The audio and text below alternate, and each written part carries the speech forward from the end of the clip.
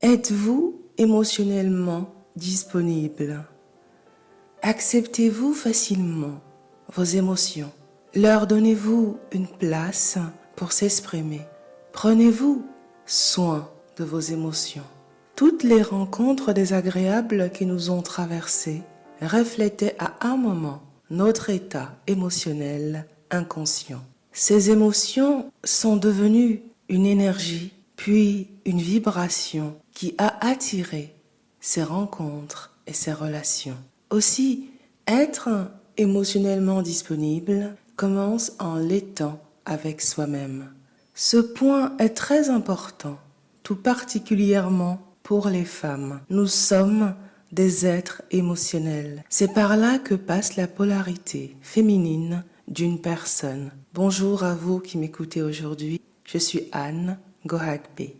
Une femme qui rit plus souvent, qui sourit plus souvent, qui pleure plus souvent, qui exprime ses émotions dans leur pleine authenticité, c'est-à-dire sans retenue quand elle est en confiance, bien sûr, va créer plus d'opportunités pour libérer son corps des énergies basses. On ne le dit pas assez, mais être émotionnellement disponible avec soi-même est le meilleur moyen d'éloigner les maladies et autres soucis de santé. Quand le corps émotionnel n'est pas comprimé, le corps énergétique n'est pas comprimé.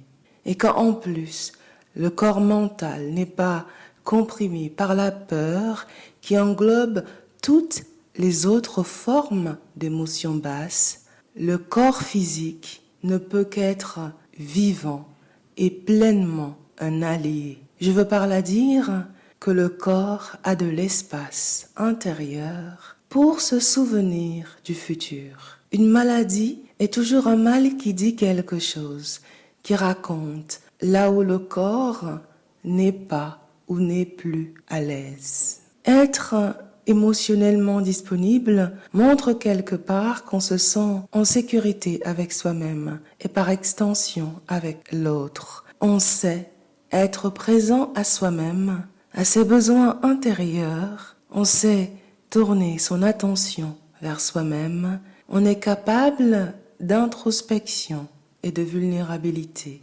En étant émotionnellement disponible avec vous-même, vous saurez reconnaître les personnes qui dans votre écosystème ne le sont pas. Et en général, il n'y a pas d'échange d'énergie.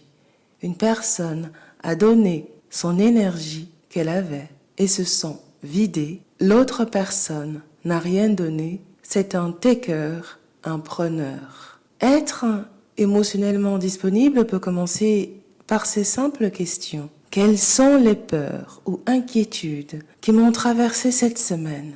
Quel espace j'ai créé en moi pour les accueillir? Communiquer avec mon corps pour retracer leur origine et m'en libérer. Quelle partie de moi ai-je mis à jour après cette nouvelle prise de conscience? De même, se souvenir des moments élevés compte et ces deux questions peuvent vous aider. Qu'est-ce qui m'a rendu joyeux, joyeuse cette semaine? Qu'est-ce qui a ajouté de la joie à ma joie ontologique cette semaine? Alors, plus vous êtes émotionnellement disponible avec vous-même, c'est-à-dire vous êtes capable d'honorer vos émotions, vous n'en avez pas honte, plus vous vous autorisez à avoir dans votre cercle ou à fréquenter beaucoup plus de personnes émotionnellement disponibles. Quand deux ou plusieurs personnes co-créant une relation sont émotionnellement disponibles,